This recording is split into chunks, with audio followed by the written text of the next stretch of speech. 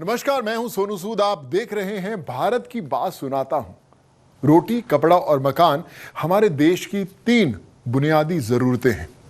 ये तीनों पेट की सुरक्षा, तन की सुरक्षा और मन की सुरक्षा से जुड़ी हैं। रोटी और कपड़े की बात तो खूब होती है, हम भी कर लेंगे फिर कभी। आज तो बात करेंगे मकान की। मकान मतलब घर, होम, हाउस, आवास, सदन, भवन, फ्लैट, कोठी, अपार्टमेंट्स, कच्चा घर या पक्का घर, जो भी नाम आप रखना चाहें रख लें। जलसा, आशीर्वाद, प्रतीक्षा आदि इत्यादि नाम भी रख सकते हैं। मतलब ये कि प्यार की दीवारों में सुरक्षा का एहसास, जहां जाकर आप अपनी थकान भूल जाते हैं और अगले दिन या पल के लिए रिचार्ज हो जाते हैं। घर बहुत इमोशनल चीज होती है। इसके तरह तरह के रूप हैं। कुछ घर खड़े नहीं रह सकते और कुछ घर ऐसे खड़े होते हैं कि उन्हें चलाने के लिए कंपनी बनानी पड़ती है। तो तरह तरह के घरों पर होगी बात मेरे साथ। चलिए देखते हैं।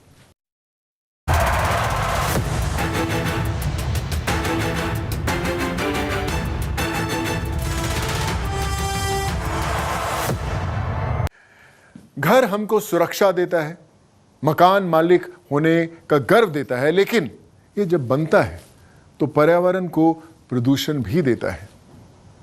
मकान के निर्माण से उठने वाली धूल, वायु प्रदूषण का कारण बनती है।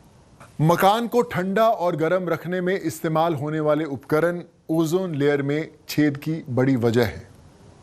ऐसे में अब ऐसे घर की तैयारी हो गई है जो हमें भी सुरक्षित रखे और हमारी पृथ्वी को भी। आइए एक ऐसे ही घर में हाउस वार्मिंग पार्टी करते हैं जो ग्लोबल वार्मिंग ना करता हो। साथ में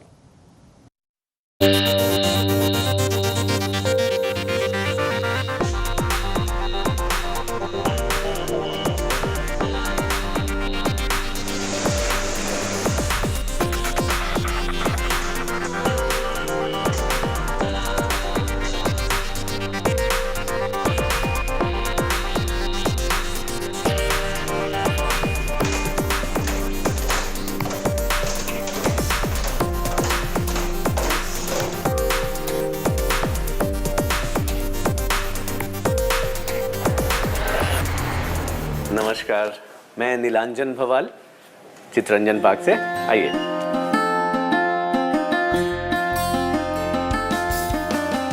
सर, आपकी इस घर के बारे में हमें बताइए कि इस वक्त हम जो खड़े हैं वो कहाँ पर खड़े हैं, क्या कुछ खासियत है इस घर की? मैं पेशे से आर्किटेक्ट हूँ और ये मेरा अपना ही घर है और ये एक बेहतरीन ग्रीन बिल्डिंग का एग्जाम्पल है।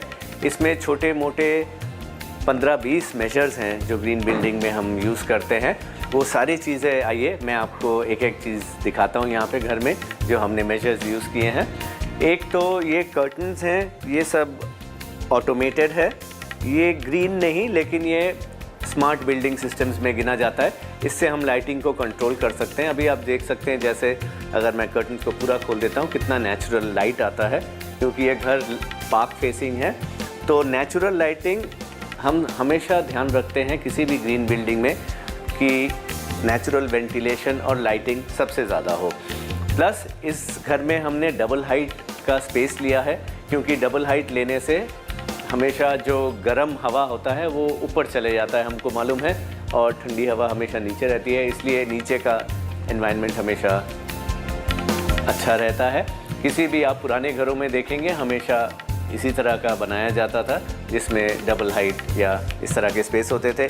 एक और चीज़ हमने यहाँ पे यूज़ किया है, इसको डबल ग्लेजिंग कहते हैं। इसमें 2 लेयर में शीशे हैं। अगर आप देखें ध्यान से, बीच में मेटल स्ट्रिप से सेपरेटेड है और बीच में वैक्यूम रहता है। इससे क्या होता है कि बाहर अगर हमारा तापमान 40 डिग्री के करीब भी हो जाए तो अंदर ऑलमोस्ट 30 डिग्री हो जाता है। 10 डिग्री का डिफरेंस आ जाता है इसमें, और इससे हमारा एयर कंडीशनिंग का लोड बहुत कम होता है। अभी देखते हैं बाहर चल के। तो ये ग्लास जो लगाए गए हैं किस तरह से मदद करते हैं टेम्परेचर को मेंटेन करने में? क्योंकि इसमें बीच में वैक्यूम सील्ड है ये ग्लास, तो इसमें ये बाहर का जो टेम्परेचर है उसको अंदर तक नहीं पहुंचने देता। बीच में वैक्यूम से वो रुक जाता है, इसलिए अंदर का सरफेस हमेशा ठंडा रहता है बाहर के सरफेस से। इसीलिए डबल ग्लेजिंग। ये हमारा बैल्कनी है। ये वेस्ट फेसिंग है हमारे घर में, तो इसलिए हम इसमें ऐसा सिस्टम रखते हैं कि वेस्ट वॉल जो है घर का वो हमेशा इंसुलेट किया जाता है। तो अगर आप देखेंगे इसमें हमने जो किया है स्लेट के टाइल्स हमने लगाए हैं। स्लेट ये कम से कम 2 से 3 इंची का थिकनेस होता है और ये भी इंसुलेशन का काम करता है, क्योंकि वेस्ट साइड से सबसे ज़्यादा तापमान आता है धूप का। तो ये 2 इंच या 3 इंच का जो हम मसाला के साथ ये टाइल लगाते हैं, और ये सारा वेस्ट मटेरियल है। ये स्लेट जो है दूसरे कंस्ट्रक्शन में जो टूट जाता है, बिल्डिंग तोड़ के फेंक देते हैं ये पत्थर, इसीलिए ये छोटे छोटे टुकड़े में मिला है और इसको हमने इस्तेमाल किया है मिस्त्री से ताकि इंसुलेशन का काम करे।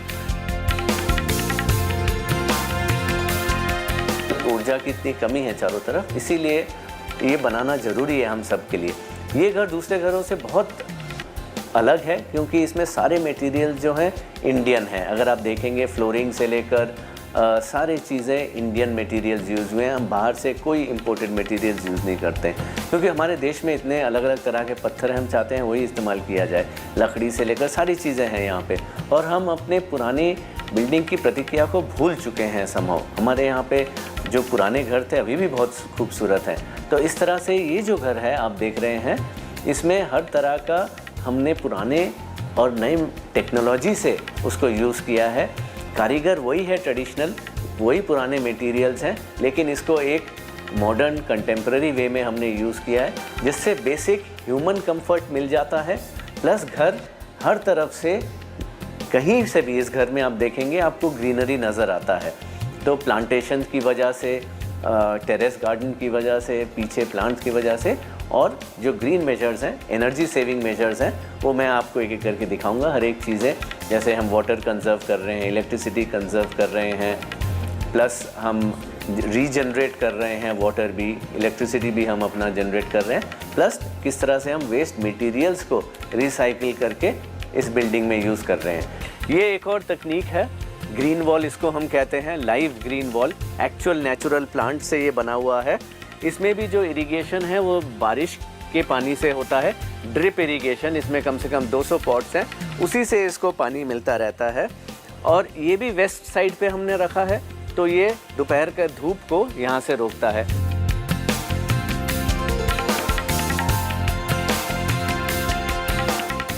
देखिए, पोल्यूशन क्रिएट होता है जब हमारे एटमॉस्फेयर में PM 2.5 लेवल हम मेजर करते हैं, उससे ज़्यादा साइज़ के पार्टिकल्स आ जाते हैं उससे भी। और इस पोल्यूशन से क्या होता है, लोगों को जिनको लंग्स का प्रॉब्लम है उसमें ब्रीदिंग का प्रॉब्लम आता है।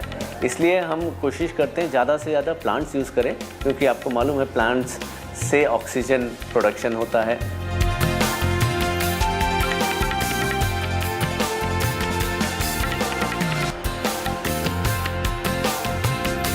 हमें जहाँ पे मैक्सिमम लाइट चाहिए वो नॉर्थ से चाहिए होता है, क्योंकि नॉर्थ इंडिया में जो सूरज है वो नॉर्थ की तरफ नहीं जाता कभी भी। इवन इन विंटर्स वो साउथ की तरफ से जाता है। तो नॉर्थ का जो लाइट होता है ना, तो हम घर में हमेशा नॉर्थ की तरफ, इसीलिए आप देखेंगे हमने बड़ी बड़ी खिड़कियाँ रखी हैं और ये पूरा खुल जाता है, तो वेंटिलेशन भी आता है। सामने पार्क है, इसलिए तो जितना हम कोशिश करें हमें लाइट जो है नॉर्थ से लेना चाहिए घर में। विंटर्स में सन चाहिए होता है और विंटर्स में सन साउथ की तरफ से आता है, इसलिए हम साउथ में भी कुछ विंडोज़ लेते हैं।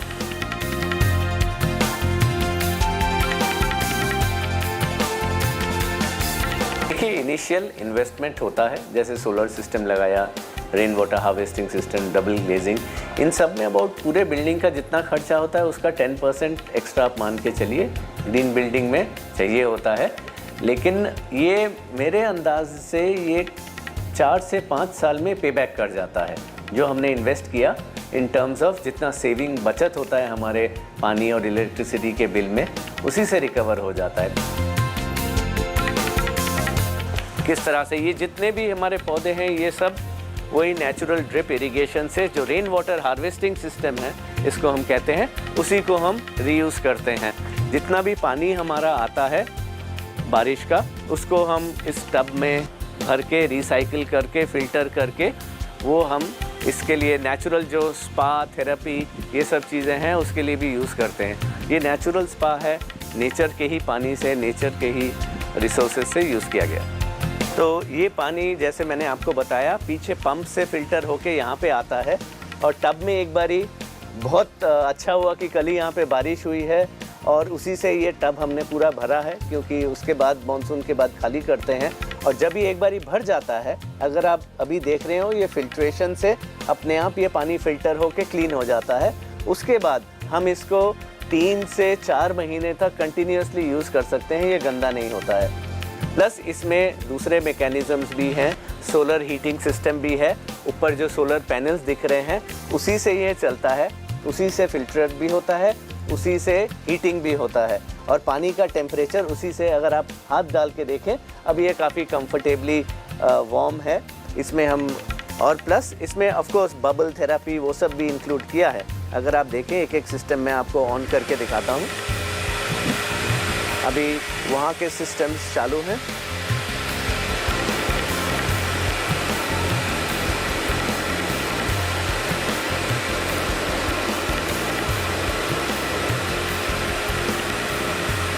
और यहाँ से आप देख रहे हैं पानी कितनी तेज़ी से जा रहा है, यही पानी फिल्टर होके फिर सर्कुलेट होते रहता है।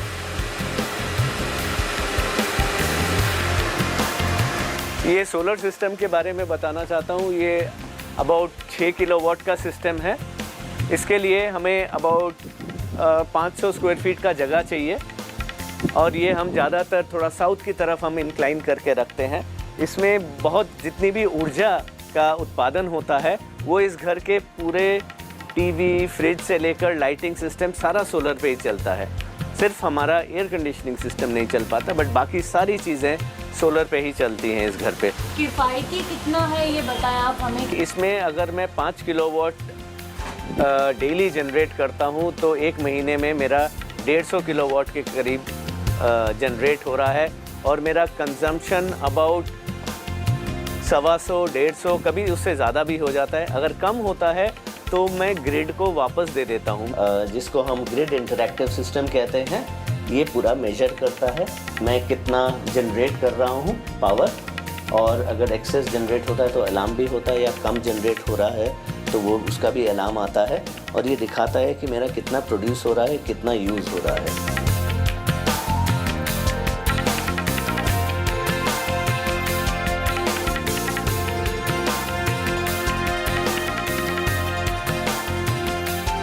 इस घर में तो कुछ नहीं ध्यान रखना पड़ता, सब सिस्टम्स ऑटोमेटिक हैं।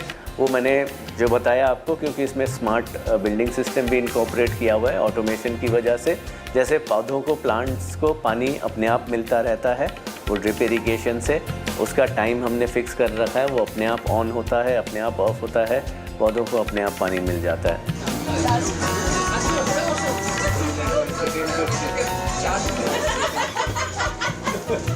ये टेरेस जो है ग्रीन टेरेस है, प्लस इसमें आपको कुछ रेनोवेशन के टाइम पे हमने कुछ और भी सोशल एलिमेंट्स हमने डाले हैं, क्योंकि ये फैमिली स्पेस है। यहाँ पे पूरी फैमिली गैदर होती है, फ्रेंड्स आते हैं, हम एंटरटेन भी कर सकते हैं लोगों को, क्योंकि हम अपने ग्रीन्स भी ग्रो कर रहे हैं। ऐसे आप देख रहे हैं यहाँ पे साग वाग, यहीं से हमारा सारा, यहाँ पे नींबू, ये नींबू का भी पेड़ है और इसी से हमारा पूरे घर के जितने भी वेजिटेबल्स हैं यहीं से आते हैं।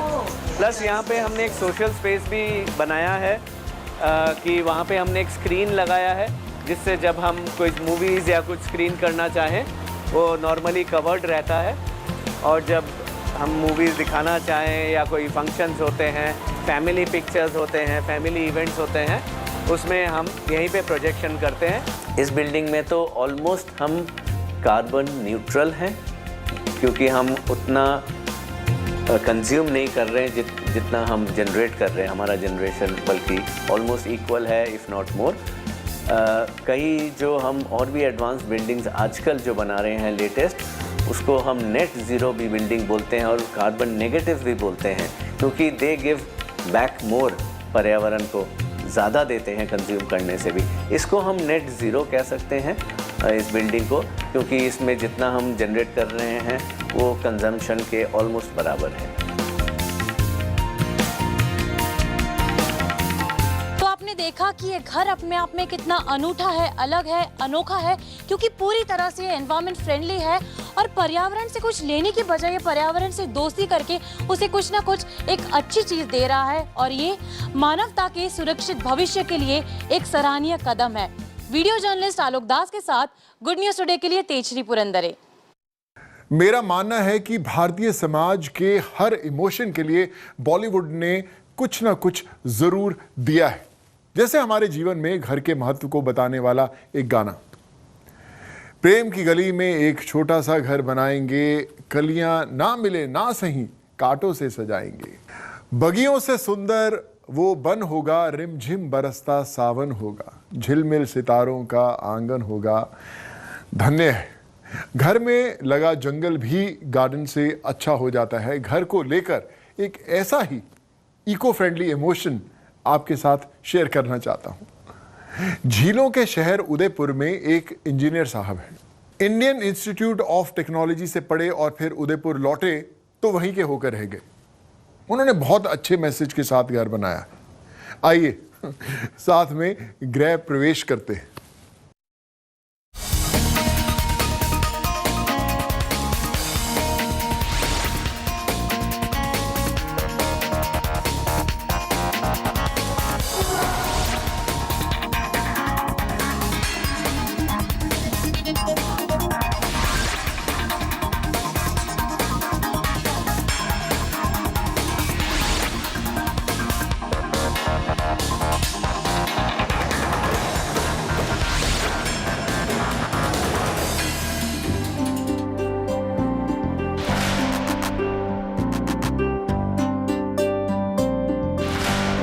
तिलिस्म की तरह लगने वाली इन तस्वीरों के पीछे दिमाग है एक सिविल इंजीनियर का।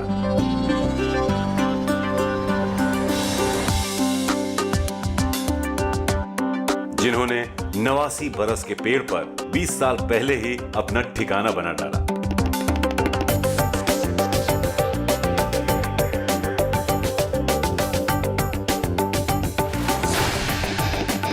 नौ फीट पेड़ के तने पर 4 मंजिला घर के मालिक केपी सिंह है।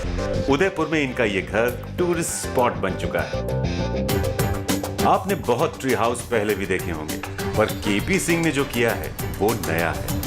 आमतौर पर ट्री हाउस लकड़ियों के बने होते हैं, जिन्हें खास तौर पर कमाई के लिए बनाया जाता है। केपी सिंह ने ये घर खुद के रहने के लिए बनाया है, वो भी बिना लकड़ियों का इस्तेमाल किए।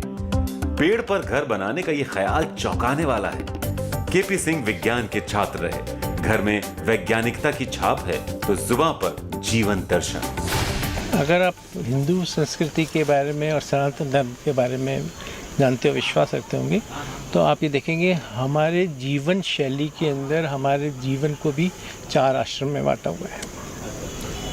और उसमें से मैच्योरिटी के बाद जो आश्रम निश्चित किया गया वो कहलाता है वानप्रस्थ आश्रम। उस वानप्रस्थ आश्रम का मतलब यही है कि आप वनों के लिए किस तरीके से जी सकते हैं। और वन में होता क्या है? वृक्ष। तो आपको वृक्षों के लिए कैसे क्या कर सकते हैं, तो इसकी विचारधारा वहाँ से आई। इस घर के लिए पेड़ की छोटी से छोटी शाख भी नहीं काटी गई, ना ही पत्ता तोड़ा गया। पूरे घर का डिजाइन पेड़ के मुताबिक बना डाला। मटेरियल भी ऐसा लगाया जिससे पेड़ पर बोझ न पड़े। यहाँ तक कि घर के भीतर जाने वाली सीढ़ियों को भी खास तौर पर ऐसा बनाया जो इस्तेमाल के बाद रोल होकर पेड़ के ऊपर चढ़ जाएं। लोगों को ये खासा आकर्षित करती हैं।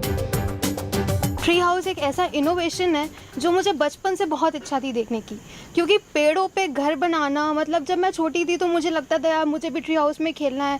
और जब मुझे मालूम चला तो आई मतलब मेरे को अंदर से वो बच्चा बाहर आया कि मेरे को वो ट्री हाउस जाना है, एंजॉय करना है।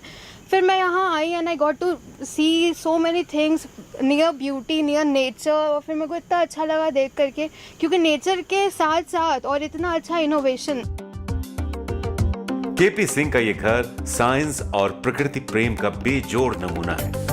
4 मंजिल के घर में स्टील ग्रिड और फाइबर का इस्तेमाल किया गया है। पहली मंजिल पर ड्राइंग रूम है।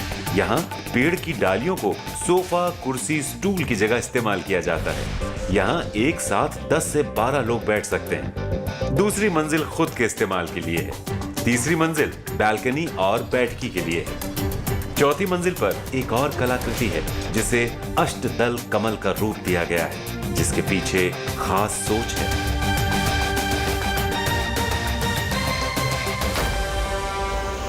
ये ट्री हाउस इस तरीके से बनाया हुआ है कि इसमें पूर्ण सामंजस्य है प्रकृति के साथ, कि जब पेड़ बड़ा भी होता रहे, वो फल फूल भी देता रहे और अपने आप में आपको उसकी प्रकृति का, उसका सहजर्य का आनंद भी मिले रहे।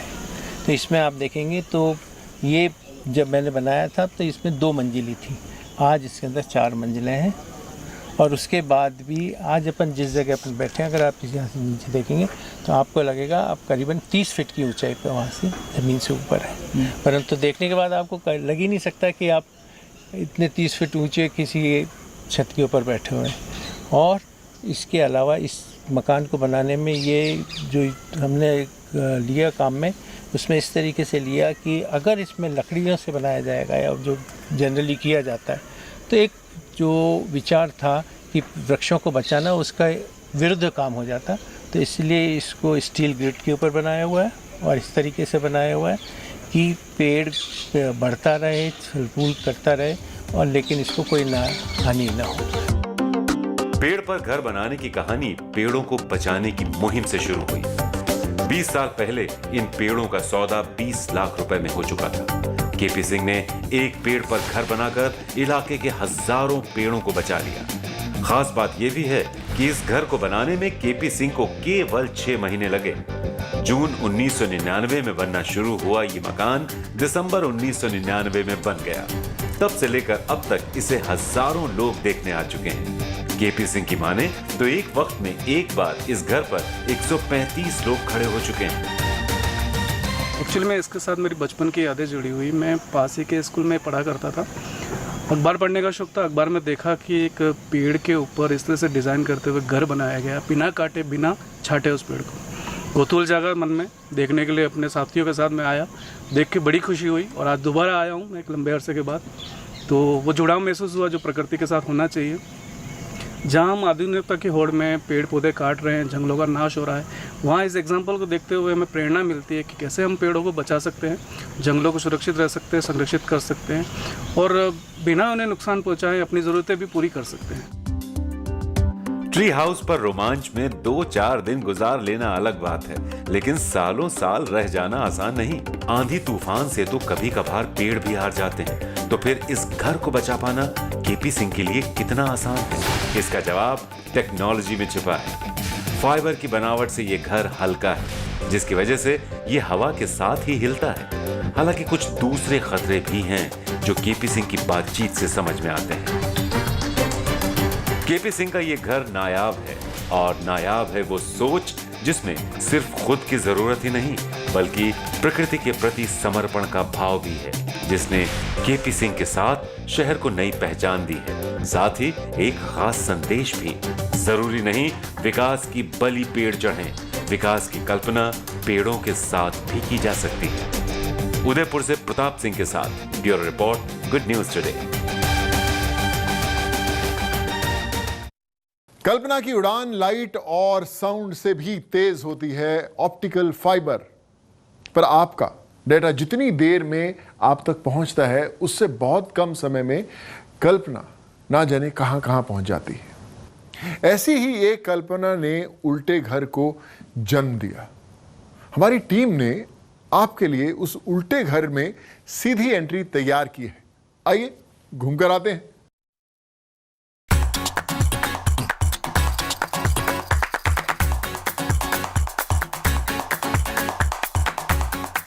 ये इमारत पहली ही नजर में किसी का भी ध्यान अपनी तरफ खींच सकती है।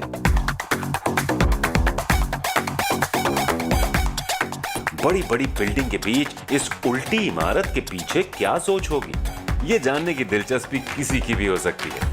इसी वजह से गाजियाबाद के ऑरेंज काउंटी सोसाइटी की ये बिल्डिंग सुर्खियां बटोरती आ रही है।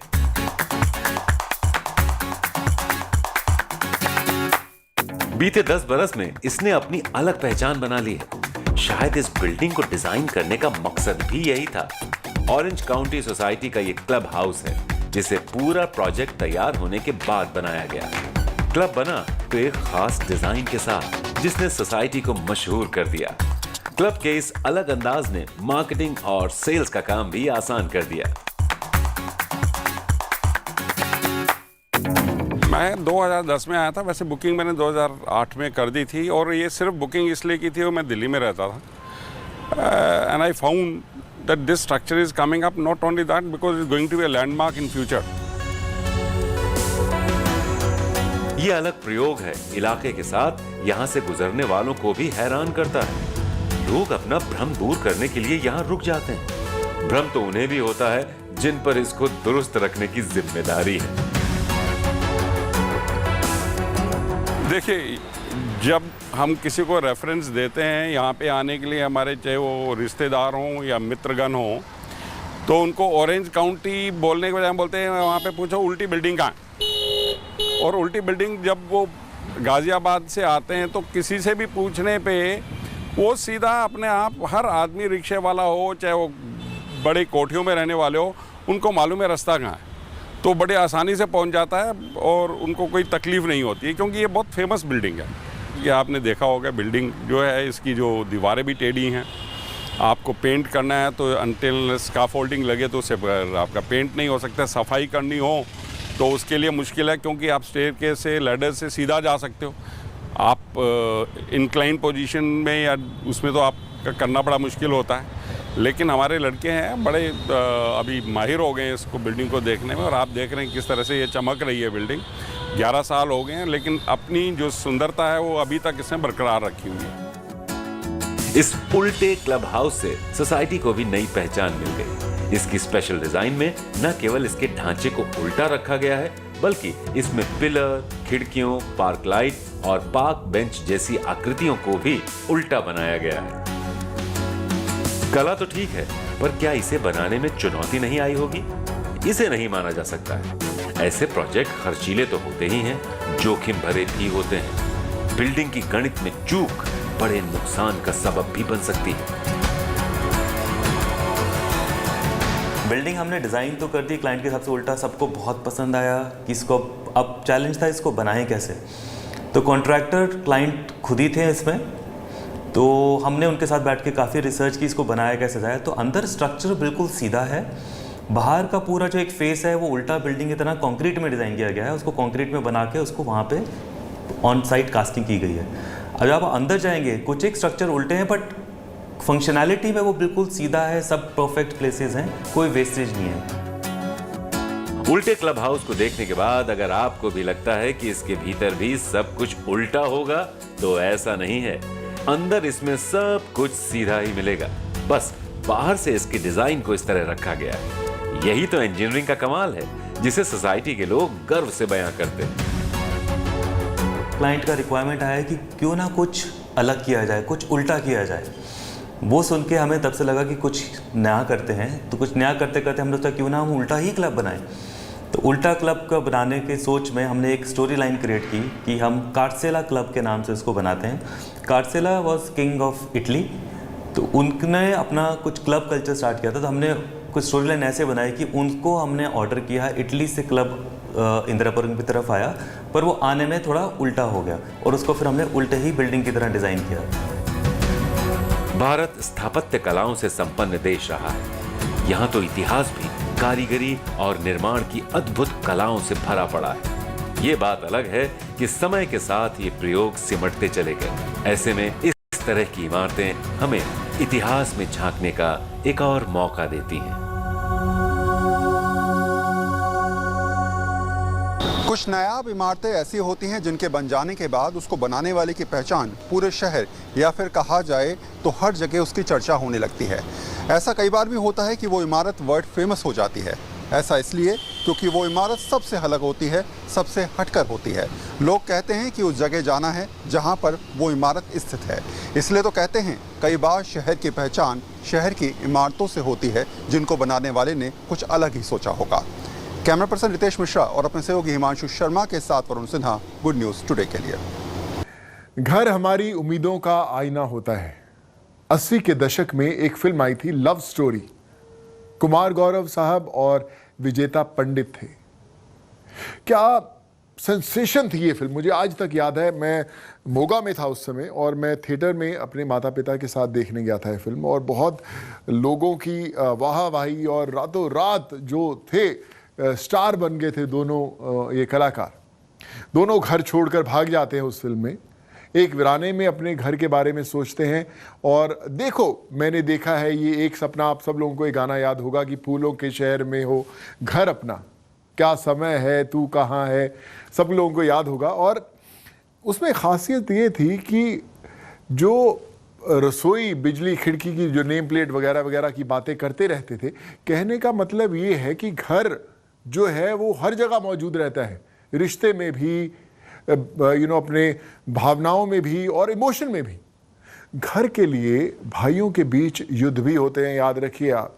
आजकल हम देखते हैं जॉइंट फैमिली में कैसे भाई घरों के लिए लड़ते हैं, पड़ोसी दुश्मन हो जाते हैं। लेकिन अब मैं आपको एक ऐसे घर के बारे में बताऊंगा, एक ऐसा घर दिखाऊंगा जो अपने मालिक के पेंशन की गवाही देता है। चलिए साथ में देखते हैं।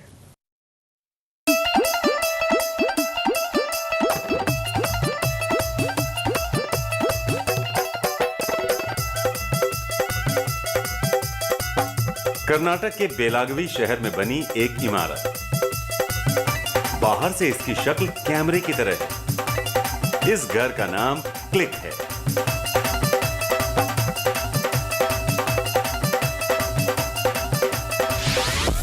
इस घर को बनाने और इसमें रहने वाले की सोच क्या है, यह आपको घर के अंदर पहुंचने के लिए बनाई गई सीढ़ियों से पता चलेगा।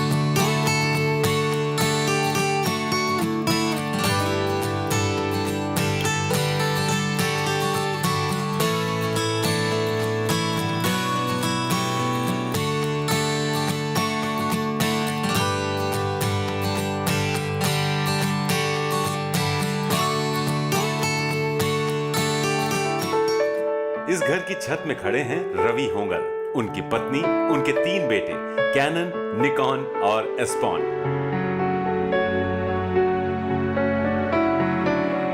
रवि पेशे से फोटोग्राफर है, उनका पेशा उनकी जिंदगी है। ये एहसास आपको इस घर और उनके 3 बेटों के नाम सुनकर हो गया होगा। अब और बातें सुनाएं उससे पहले आपको इस घर के भीतर की डिजाइन दिखा देते हैं।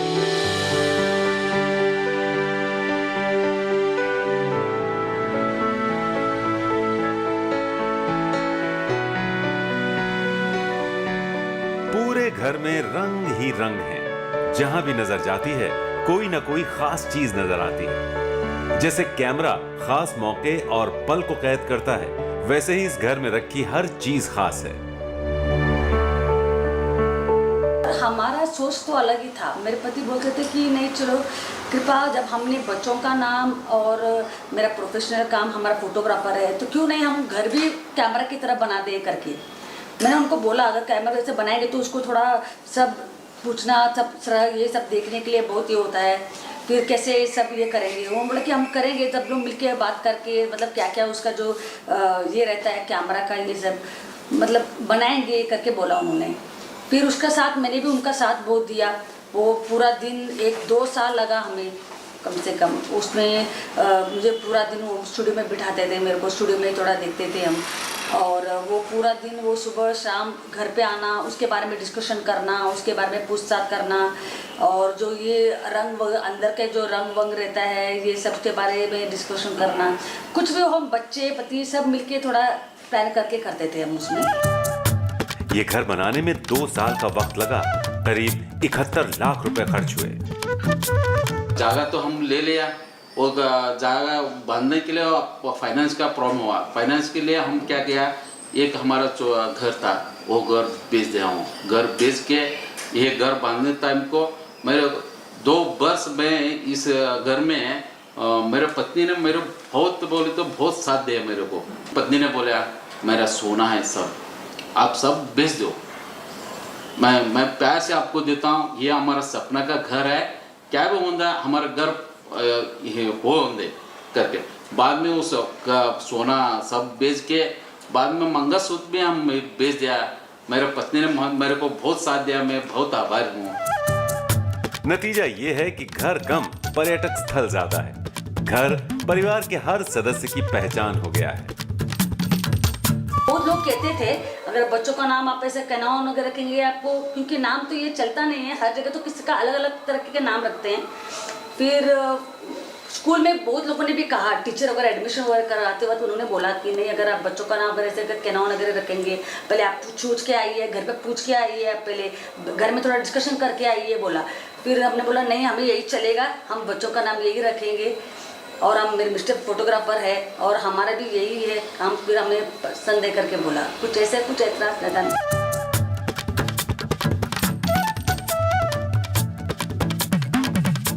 ये कैमरा घर बेलगाम पे इतना फेमस हो गया है, बाहर बाहर के लोगों ने आके ये देखने के लिए आ रहा है। ये totally it is the historical monument. हम भी एक बार, मैंने भी मेरा फैमिली के साथ वो घर देखने के लिए गया था। मुझे लगा मैं क्या कैमरा का अंदर मैं जा रहा हूँ, ऐसा मुझे लग रहा था कि ऐसा बात हो रहा था। कॉन्टेक्ट किया इस बारे में कि मेरे को ऐसा ही एक घर बनाना है, लेकिन बहुत सारे इंजीनियर्स लोग भी उतना सपोर्टिव नहीं किए थे, क्योंकि it was one of the first of its kind in Belgaum और in the world also you can say. But लेकिन उसका कमिटमेंट इतना ही गहरा था कि वो इस कैमरा का घर बनाने में वो सक्सेसफुल रहे। जिंदगी में जुनून हो और उसे निभाने में आपके पत्नी बच्चे आपका साथ दें तो आलोचना और व्यंग भी विशेषण बन जाते हैं। बेटों की बातें सुनिए तो आपको विश्वास होगा। कुछ फ्रेंड्स मेरे को चिढ़ाते नहीं थे, पर ऐसा ही थोड़ा यूनिक नाम था ना, तो ऐसा पूरा याद भी रखते थे। और तू कैनॉन ऐसा सिर्फ कैनॉन ही बोलते थे।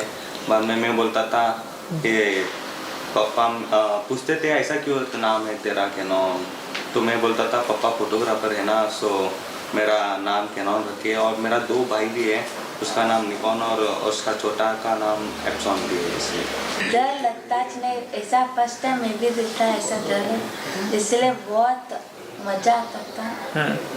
यूनिक था डर हमारा। घर महज ईंट और सीमेंट का जोड़ नहीं होता है, उसमें रहने वालों की सोच और सुरक्षा से जुड़ा होता है। इस बात का भरोसा आपको तब और होगा जब आप घर के बीच वाले बेटे निकॉन की बात सुनेंगे। मुझे ऐसे फोटोग्राफी में और वीडियोग्राफी में, एडिटिंग में ऐसे बहुत इंटरेस्ट है, फिल्म मेकिंग में, तो वो मैं सीखने के लिए बेंगलुरु जा रहा हूँ। हमारे देश में घर आदमी की पहचान है, उनका भरोसा है। बेघर आदमी को बेचारा मानते हैं, घर को मंदिर भी मानते हैं। कोरोना ने हमें सिखाया भी कि घर ही मंदिर है, क्योंकि उसके भीतर रहने से ही जान बचती है। इस घर के बाशिंदे अपने शौक के साथ जिंदाबाद रहें और दुनिया को यूनिक बनाने की जिद की प्रेरणा देते रहें। गुड न्यूज टुडे के लिए शिवानंद जी चिक्कामठ की रिपोर्ट। घर का इमोशन हम भारतवासियों के दिल में इतना हाई रहता है कि ना जानो, पूछिए मत। जैसे बॉलीवुड में एक हीरो एक हीरोइन होती है, दोनों प्यार करते हैं और उसके बीच में कोई भी थीम हो सकती है, वैसे ही हर फिल्म में कुछ घर भी होते हैं। इस घर वाली भावना ने OTT पर कब्जा कर लिया है। अब घर खोजने, खरीदने, बनाने, सजाने पर सीरीज बन रही है। घर को लेकर और बातें होंगी, लेकिन इस छोटे से ब्रेक के बाद। गुड न्यूज टुडे इसलिए अच्छा लगता है, इसके अंदर ना वो खबरों की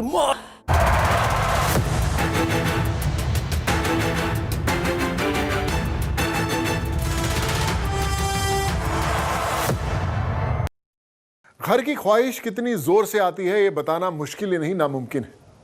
दिल्ली के बुराड़ी में एक घर है। ये महज 54 स्क्वायर फीट जमीन पर है। हुआ यूं कि किसी सज्जन ने जमीन खरीदी, घर बनवाया, तो जमीन का एक छोटा सा टुकड़ा बच गया। उन्होंने घर बनाने वाले को इनाम में दे दिया। उन्होंने सोचा कि क्या करेगा इस जमीन का, लेकिन जैसा कि मैंने पहले कहा कि घर बनाने की तमन्ना बहुत जोर से आती है। अगले बंदे ने उस 54 स्क्वायर फीट जमीन पर 3 मंजिल का घर बना दिया। तो जहां ये घर बना वो पहले अवैध कॉलोनी होती थी, तो नक्शा पास कराने का झंझट भी नहीं था। आइए साथ में घूमकर आते हैं।